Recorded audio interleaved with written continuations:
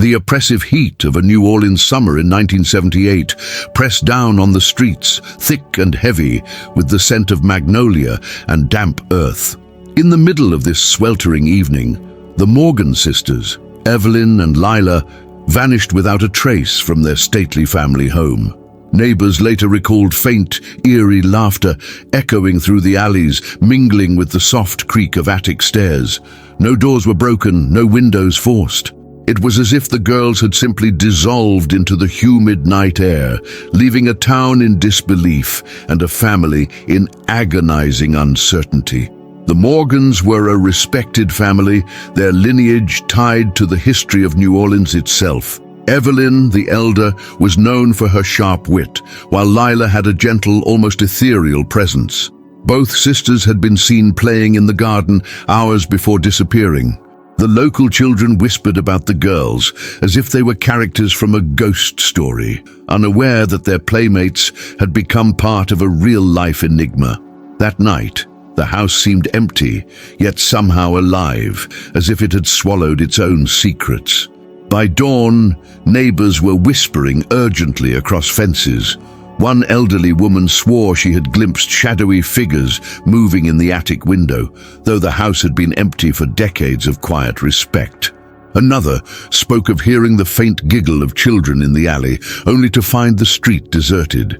Police were called, and an immediate search began, but the house yielded no answers. The air inside was stale, dust disturbed as if someone or something had passed through, leaving no trace behind. Rumors began to swirl faster than the Mississippi breeze. Some spoke of voodoo practitioners, suggesting the girls had been spirited away in a ritual of revenge or protection.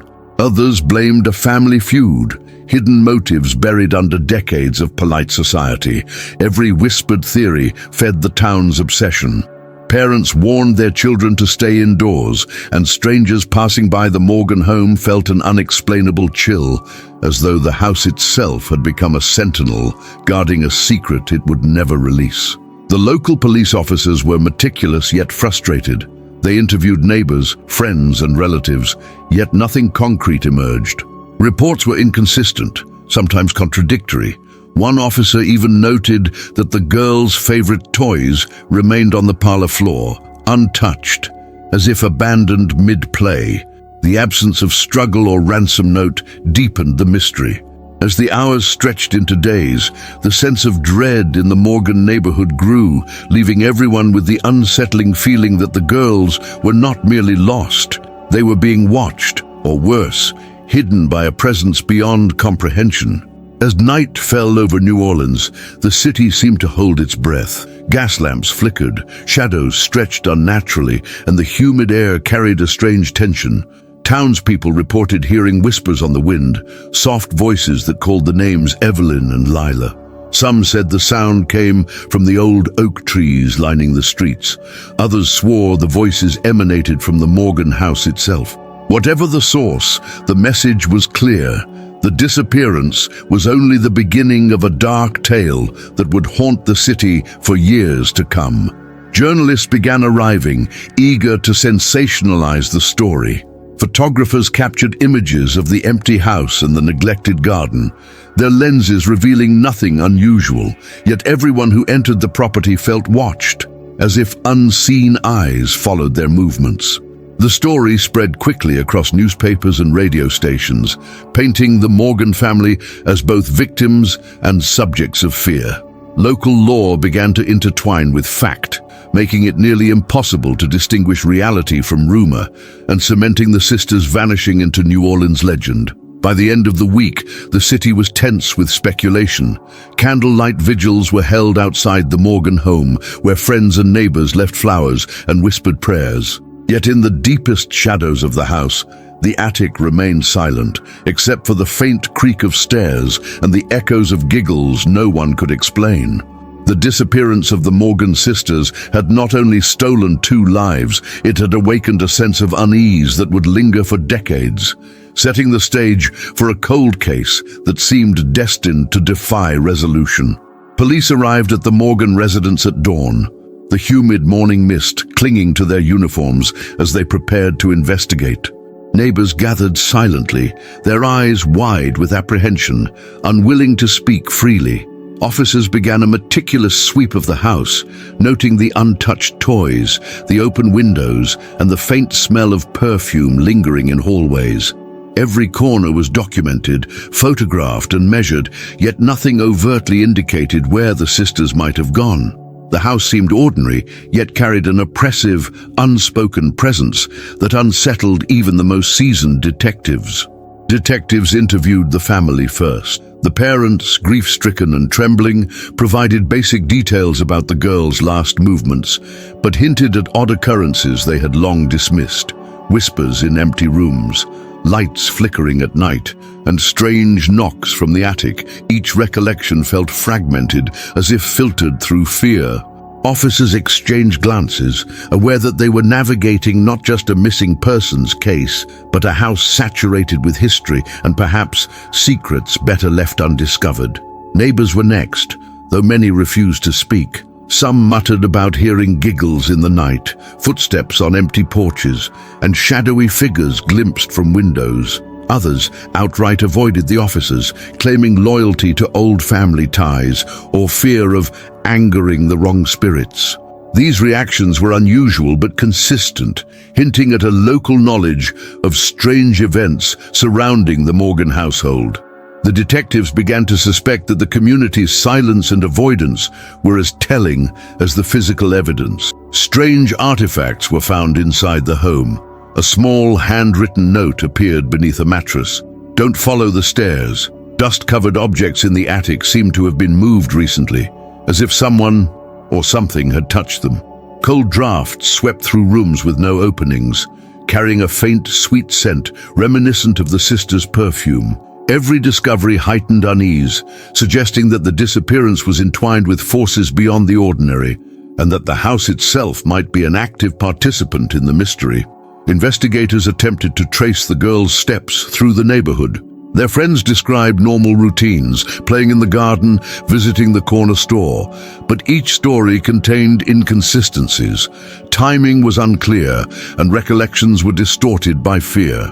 One boy claimed he had seen a shadowy figure with two faces at the edge of the garden, though he quickly recanted, terrified of his own words. Detectives noted the patterns, unsure whether the inconsistencies were the result of human error, fear, or something more sinister influencing memory. As the investigation continued, officers set up a temporary command center in the Morgan home. Cameras, audio recorders, and motion sensors were deployed to monitor the house for anomalies. On the first night, a recorder picked up faint whispers, indistinguishable but undeniably present. Officers listening in real time reported goosebumps and an unshakable sense of being watched. Even skeptics among the team began to question whether the disappearance could be fully explained by mundane means. The local media began to cover the case intensively. News reports emphasized the strangeness of the house, the odd behavior of neighbors, and the missing girls' last known locations. Public fascination grew, and urban legends began to form in real time. People passing the Morgan home at night reported feeling chills, hearing soft giggles, or seeing shadowed shapes in the windows. The case was no longer only a police investigation, it was a story that had already captured the imagination and fear of the entire city. By the end of the first week, detectives were exhausted and frustrated. Leads were thin, and every search yielded more questions than answers. The combination of physical anomalies, cryptic messages, and local superstitions made it clear that this was not an ordinary missing persons case. The investigation had barely begun, yet it had already exposed the eerie undercurrents surrounding the Morgan sisters' disappearance, hinting at a chilling connection between the girls, the house, and the spirits that may linger unseen. Decades passed, and the Morgan case faded from headlines, its files relegated to dusty boxes in the police archives. New Orleans moved on, yet the empty estate of the Morgan sisters remained a dark relic, untouched and foreboding. Local children whispered about the house on their way to school, daring each other to peek through the boarded windows. Even grown adults felt unease passing by. The crumbling structure radiated a presence that seemed alive, as if it were silently observing the city that had long forgotten its tragedy. In the 1990s, reports of strange activity began to trickle in. Passers-by claimed to see two small silhouettes behind the attic glass, frozen in place, as if staring out at the world they had left behind. Windows rattled without wind, and shadows moved unnaturally across walls. Occasionally, the faint sound of giggling would echo in the alley behind the estate. Neighbors, though initially skeptical, started locking their doors tighter, whispering about spirits that refused to rest. Fear and fascination began to intertwine. Urban explorers began entering the estate, cameras in hand, hoping to capture evidence of its haunted reputation. They reported cold spots, inexplicable footsteps, and fleeting glimpses of two small figures darting through the upper floors. Some claimed the walls themselves seemed to pulse with energy, responding to human presence. Stories spread rapidly online, reigniting curiosity and dread. The Morgan sisters' disappearance, once a sealed mystery, was now whispered in corners across generations. Paranormal investigators were the first professionals to approach seriously. They set up infrared cameras and motion sensors, documenting the estate over several nights. Strange recordings captured giggles, whispers, and faint tapping that could not be explained. Some investigators even reported feeling sudden shifts in temperature and invisible brushes against their skin. Each night left the team more convinced that something malevolent, or at least restless, was tied to the property, lingering across decades. Journalists caught wind of the activity, drawn by the compelling story of vanished children and a house that refused to be forgotten. Articles and television segments brought attention back to the Morgan estate, and thrill seekers began traveling from across the state to witness the phenomena themselves. Local authorities remained hesitant to intervene, unsure whether to treat the reports as real danger or mere hysteria. Meanwhile, the estate seemed to feed on the renewed attention, amplifying the eerie manifestations. Some old residents, who had lived near the Morgan home during the 1970s, began sharing their memories. They recalled hearing soft singing, lights flickering at odd hours, and doors opening and closing by themselves. Many confessed that even as adults, the thought of the estate made their skin crawl. These testimonies lent credibility to the growing narrative. The sisters' spirits were not at rest, trapped in a liminal state, and the house had become a vessel for their unresolved presence. Occasionally, local historians uncovered fragments of letters and diaries from the Morgan family. The entries hinted at internal strife, strict parental control, and mysterious visitors. Some passages were scratched out violently, as if someone had tried to erase knowledge of forbidden secrets.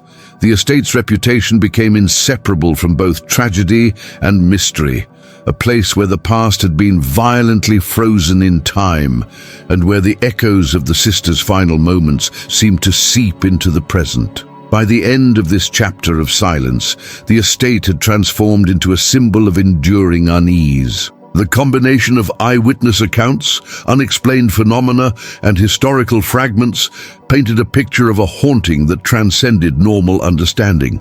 The Morgan sisters, though physically absent, continued to shape the fears of those who dared approach the property.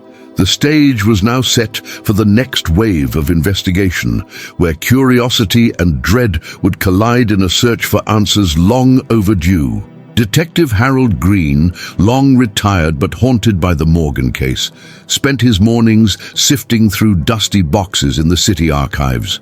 Among forgotten photographs and letters, he noticed subtle anomalies. A picture of the sisters taken at a local festival showed them staring at something or someone off camera, faces pale and tense. Margins of letters were filled with cryptic symbols, barely legible. The detective's heart raced as he realized these overlooked details might hold the key to the decades-old mystery. Further inspection revealed a small leather-bound diary tucked between pages of an old family ledger. The handwriting was meticulous, yet uneven, as if written in moments of fear or urgency. Pages detailed strange neighborhood occurrences, missing animals, unexplained fires, and late-night gatherings in empty lots. The author's tone shifted from casual observations to desperate warnings, suggesting that the Morgan sisters had witnessed something forbidden, something that had put them in grave danger. The symbols in the diary margins puzzled Green. Some resembled ancient sigils, others were geometric patterns that seemed to encode messages. He consulted with a local historian who specialized in New Orleans occult practices. The historian's eyes widened at the pages. These marks were linked to protective charms, but also to rituals intended to trap or summon entities. Green felt a chill. The sisters might have stumbled onto knowledge that someone wanted to remain hidden at any cost. Letters between the sisters and a close friend surfaced, revealing cryptic statements like, "We cannot speak yet, the shadows are watching, and if we vanish, do not search for us." The detective noted the urgency in their tone and the repetition of warnings about watchers. Whoever had left these messages knew something terrifying was approaching. The realization struck Green. The case wasn't just about missing children.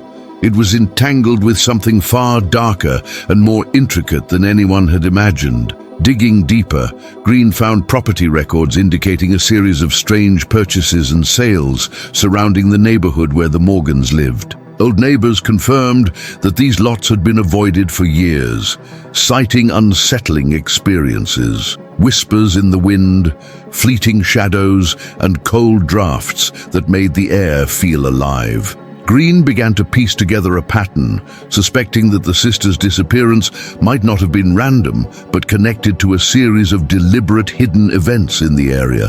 While examining the photographs, Green noticed a recurring figure, a man often lurking at the edges of the frame, always in shadow. His presence had gone unnoticed for decades. Local records offered no identification, yet his proximity to the Morgan household during the sisters' last months suggested he had knowledge of, or involvement in, the events leading to their vanishing. Green realized he was uncovering a network of secrets that had been carefully concealed from the public eye for over 30 years. The detective's late nights in the archives became increasingly intense.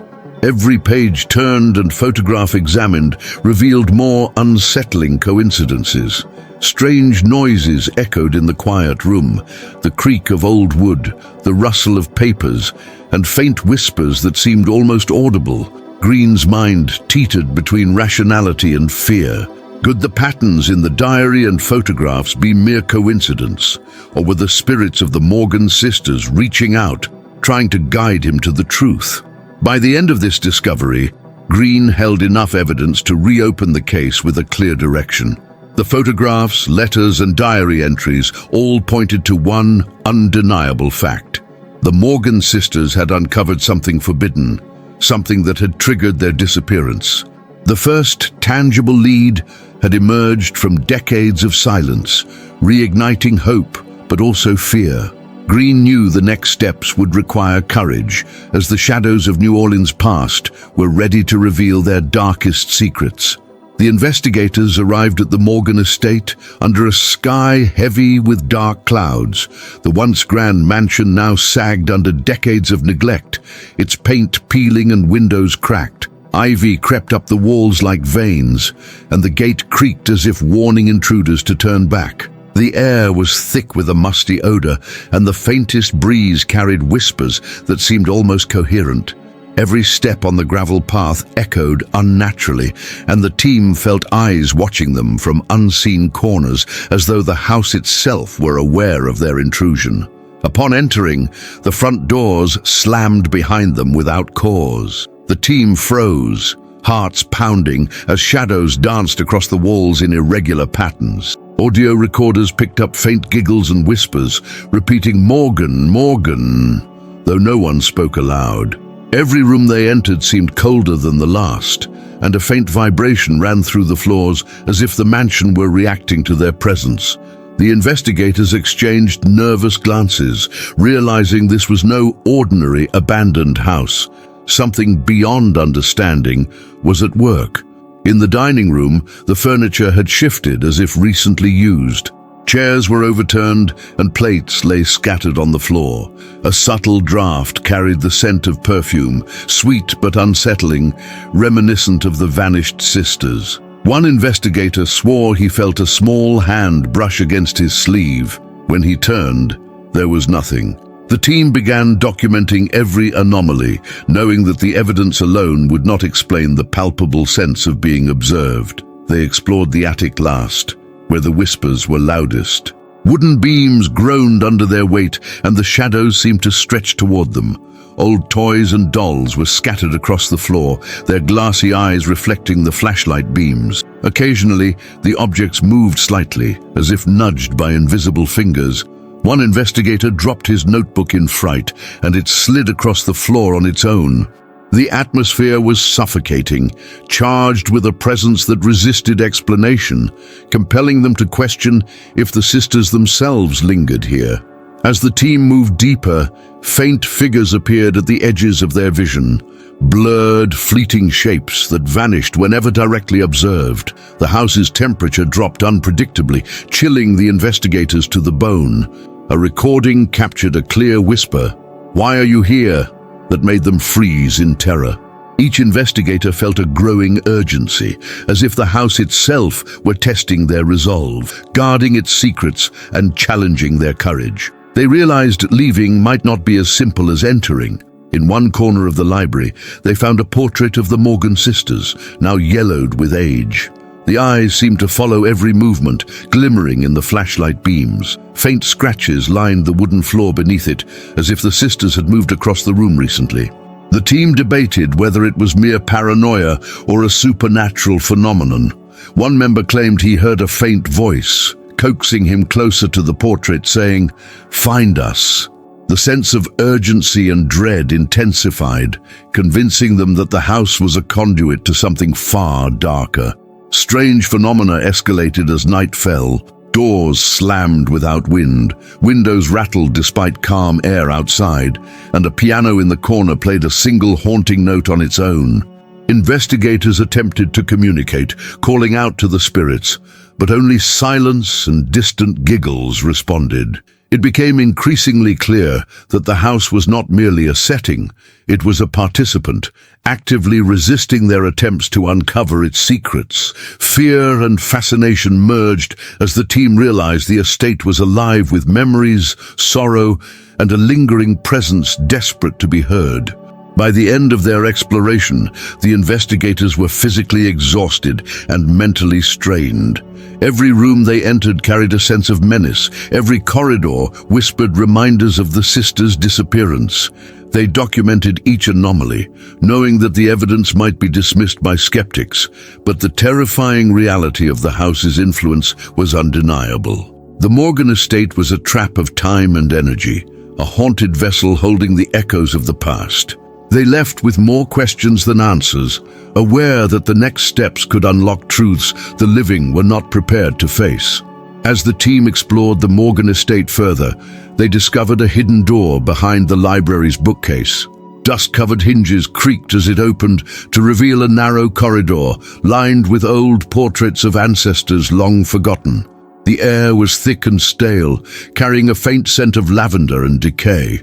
Each step they took seemed to echo unnaturally, and whispers grew louder, though no one spoke. At the corridor's end, a small wooden box lay atop a broken table, as if waiting for them to find it.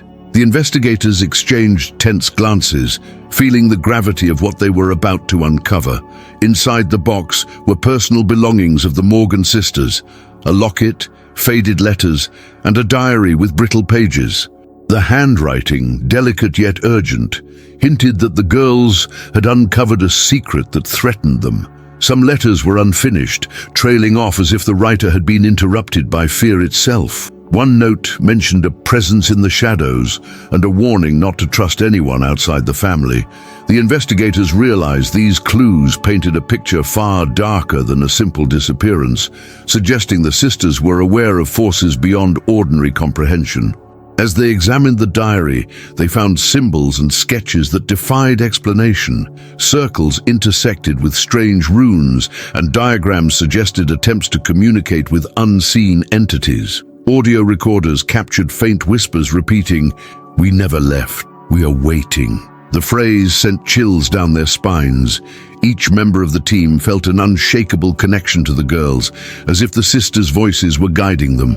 The line between the living and the supernatural began to blur, intensifying the urgency to understand what had truly happened decades ago. Among the hidden documents were letters exchanged with neighbors, hinting that the sisters had witnessed sinister rituals in the area. The letters suggested they had spoken of strange visitors, shadowy figures, and unexplained noises at night. Some notes indicated they were terrified of someone within the household, though names were never mentioned. Investigators began cross-referencing these details with historical accounts, noticing patterns of disappearances and odd events around the estate. The case was no longer just a cold case. It had become an intricate web of mystery intertwined with the supernatural. Exploring further, the team found an attic space previously overlooked. Inside, toys, small furniture, and clothing remained untouched for decades. One corner seemed to pulse with energy, and investigators swore they saw movement from the shadows. A faint giggle echoed across the room, sending shivers through the group.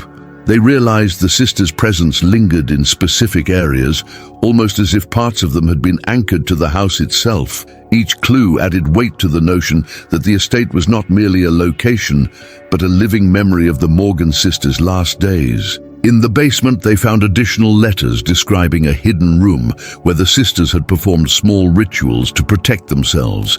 The notes indicated that the girls sensed something malevolent watching them. A faded photograph showed two small figures standing side by side, eyes unnaturally bright, staring at the camera as if aware of the future investigators. The team felt the growing influence of the estate pressing on them, compelling them to decipher the messages before the spirits became restless. Every clue deepened the sense that time and space in the mansion were distorted by lingering energies. The investigators began to map the connections between documents, letters, and unexplained phenomena. Patterns emerged. The sisters' belongings were always near areas of heightened activity, and objects moved seemingly in response to investigators' questions. Audio recordings captured whispered confirmations, laughter, and sometimes sorrowful cries. The team understood that physical evidence and supernatural manifestations were linked, revealing that solving the case required acknowledging the presence of something beyond the ordinary, a force that had trapped the sisters' essence for decades. By the end of their search, the room was littered with opened letters, photographs, and objects from the box. Each item contributed to a growing narrative of fear, awareness, and supernatural entanglement. The investigators realized they were no longer merely observers. They were participants in the estate's ongoing story. The clues had unraveled a complex web connecting the sisters' disappearance to lingering spirits and dark forces that had remained hidden for decades. The urgency to find answers increased, knowing that the estate itself demanded resolution before its hold became permanent. The team returned to the Morgan estate under the cover of darkness, armed with flashlights, recorders, and notepads. The house seemed to anticipate their arrival. Doors creaked open on their own, and a cold draft swept through the empty hallways. Every step echoed unnaturally, as if the walls themselves were listening.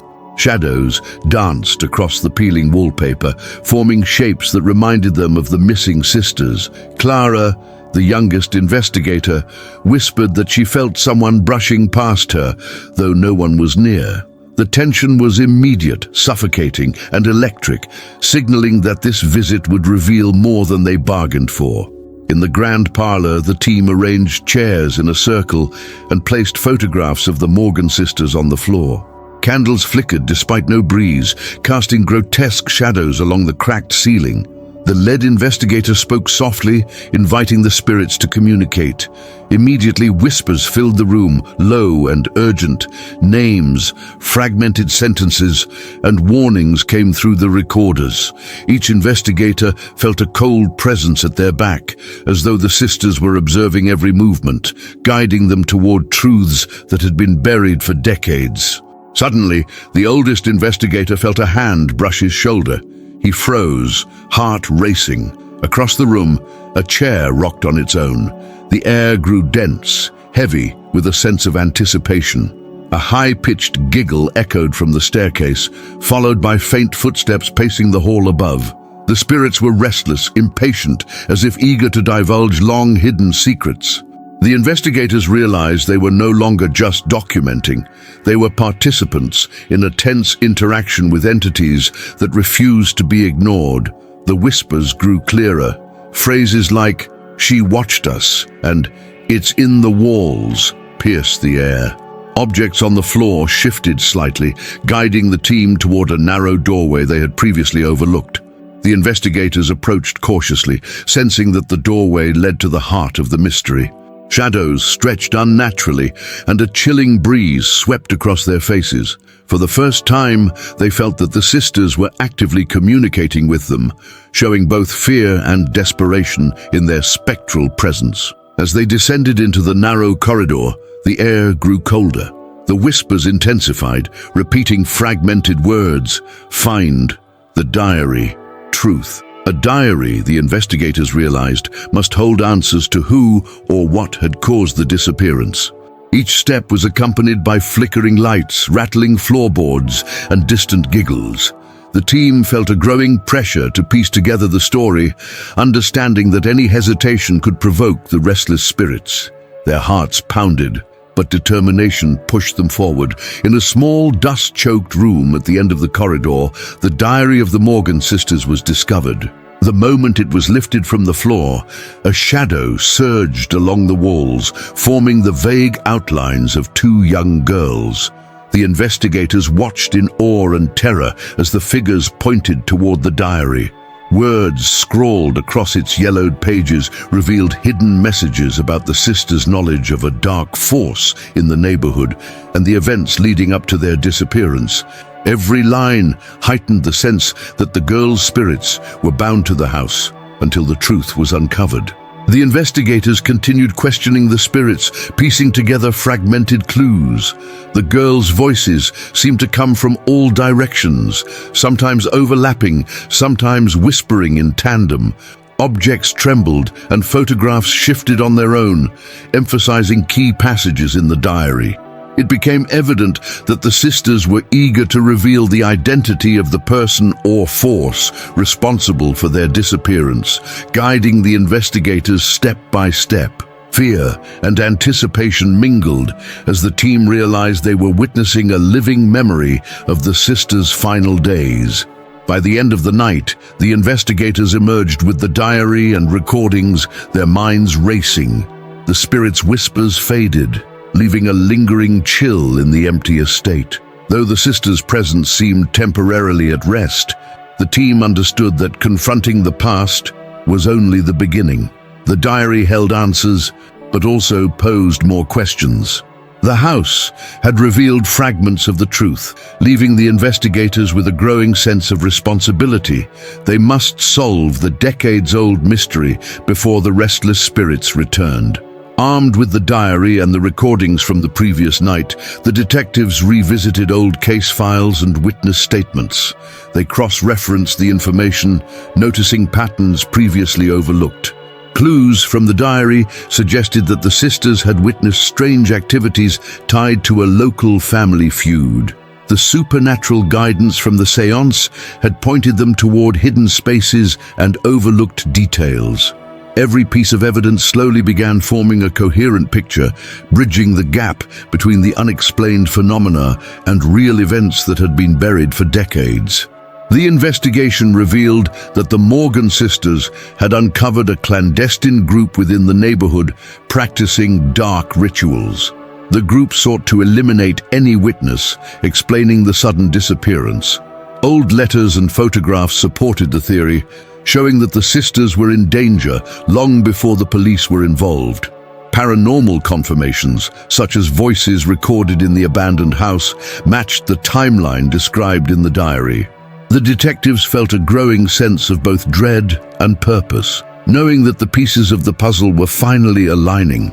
By mapping the evidence onto the estate, the team found hidden compartments and concealed items that provided further proof. Objects long forgotten contained symbols and personal belongings of the sisters, hinting at their final moments before vanishing.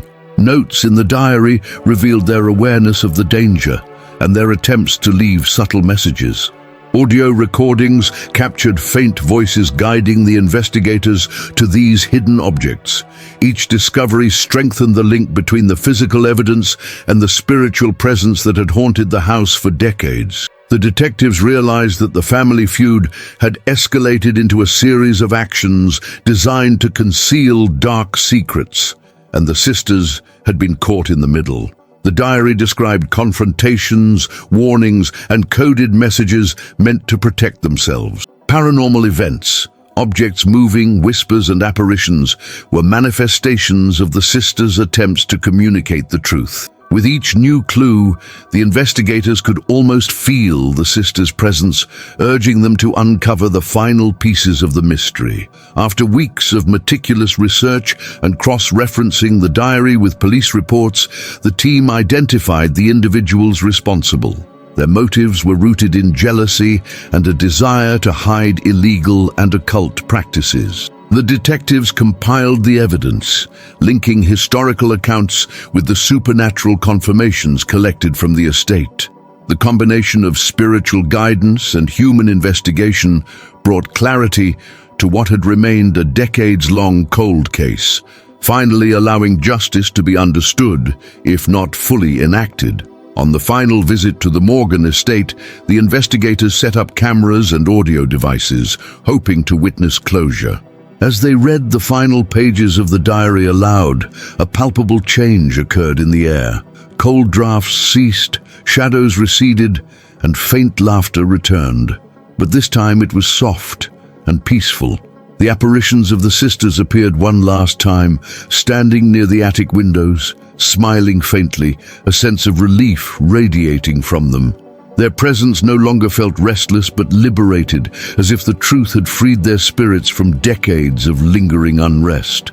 The detectives documented every detail, knowing that the combination of traditional investigation and paranormal interaction had solved what had seemed impossible. They recorded the final whispered messages, thanking them and urging care for the estate. The house, once a site of fear and mystery, now held a quieter energy, the darkness lifted by the uncovering of long-hidden secrets. The detectives understood that the spirit's gratitude marked the end of their torment, and that the Morgan sisters could finally rest, leaving the estate at peace for the first time in decades. With the evidence fully compiled and the diary secured, the case was officially marked as solved. Reports were filed, and the findings were shared with the local community, finally bringing closure to the family and the city. The supernatural elements, once dismissed, were now acknowledged as a crucial component in understanding the mystery. As the team left the estate, a soft, almost imperceptible giggle echoed from the attic, fading into silence, a final sign that the Morgan sisters had been heard, their story finally told, and the cold case, once unsolvable, was resolved at last. Even after the case was officially closed, the Morgan estate retained an unsettling presence. Passers-by claimed to see faint silhouettes in the attic windows, and some reported hearing soft, childlike laughter drifting through the overgrown garden. Doors creaked without wind, and lights flickered in rooms that had been abandoned for decades. The estate had become a permanent reminder that the story of the Morgan sisters was far from forgotten. Locals whispered of the girls' spirits wandering the halls, forever tied to the secrets that had consumed their lives. Paranormal investigators frequently returned, drawn by the estate's dark history. They set up cameras, audio recorders, and motion sensors, eager to capture evidence. Some recorded faint voices calling names that matched the sisters. Others reported seeing objects shift slightly, as if nudged by unseen hands. The estate seemed to respond selectively to those willing to witness its mysteries. Each investigation reinforced the notion that, while the official case was solved, something else remained unsettled. The legend of the Morgan sisters grew in the community, transforming into a cautionary tale. Parents warned children about the dangers of curiosity and secrets. Tour guides for the historic neighborhood included the estate in their nighttime walks, emphasizing the chilling events of 1978 and the decades of whispers that followed. The story became part of the city's identity, a reminder of the fragility of safety and the ever-present shadows of the past. Some visitors claimed that the spirits were not malicious, but trapped in a liminal space between worlds. A few paranormal researchers speculated that the sisters' energy lingered, not to harm, but to ensure their story was remembered. Faint giggles and fleeting glimpses of their forms became recurring phenomena, often coinciding with full moons or stormy nights. Witnesses described a feeling of being watched, not threatened, as though the sisters were silently narrating the events that had defined their short, mysterious lives. The estate itself seemed alive in subtle ways. Trees swayed even without wind. The floorboards groaned in unison, and old portraits appeared to follow intruders with hollow eyes. Residents nearby often felt chills or heard footsteps echoing long after dark. The property became a magnet for curiosity seekers and thrill chasers, each hoping to witness a fragment of the supernatural legacy firsthand. Even skeptics admitted an unease they could not explain, a testament to the lingering power of the sisters' story. Artifacts from the investigation were occasionally displayed in local historical museums, including photographs, letters, and recordings. Visitors reported unexplained phenomena, whispered warnings, fleeting shadows, and sudden cold spots. The items seemed to carry a residual energy, a fragment of the sisters' presence. Experts debated whether the objects were conduits for their spirits or simply reminders of the dark past. Whatever the case, each artifact contributed to the lasting legend and the continued fascination with the estate. Over time, storytellers, writers, and filmmakers drew inspiration from the Morgan sisters' tale. Books, documentaries, and podcasts retold the events, blending fact and folklore. Listeners and readers often reported unsettling coincidences, whispered names, cold drafts, or objects moving inexplicably. The sisters' story became emblematic of New Orleans' haunted reputation, intertwining history with the supernatural and reminding audiences that some mysteries are never fully solved, lingering in the corners of memory and imagination. Even decades later, the estate remains a chilling reminder of the past. Nighttime visitors speak of faint giggles and sudden flashes of light. Some claim the sisters watch silently, observing without judgment, ensuring their story endures. The town remembers them not merely as missing children, but as spirits bound by unresolved secrets and the thin veil between life and death. The haunting legacy of the Morgan sisters is a testament to the enduring power of memory, mystery, and the supernatural, ensuring that the story, like the shadows, never truly disappears.